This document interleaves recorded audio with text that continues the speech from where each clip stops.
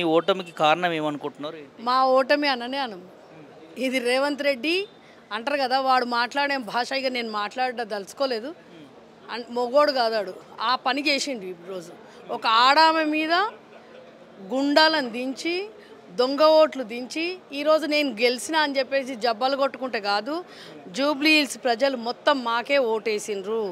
2 రోజుల ముందు 2 నుంచి 3 వేల మంది రౌడీ షీటర్లను యావత్ తెలంగాణ నుంచి దించి వెండి కాయిన్స్ 10,000 పట్టు చీరలు ఇచ్చిండు. 1,00,000 పట్టు చీరలు తెప్పించిండు రేవంత్ రెడ్డి. మళ్ళీ ఆ బతుకమ్మ చీరలల్లో పైసలు మిగిలినాయి ఈరోజు జూబ్లీ హిల్స్లో మహిళలకు పంచుకున్నాడు.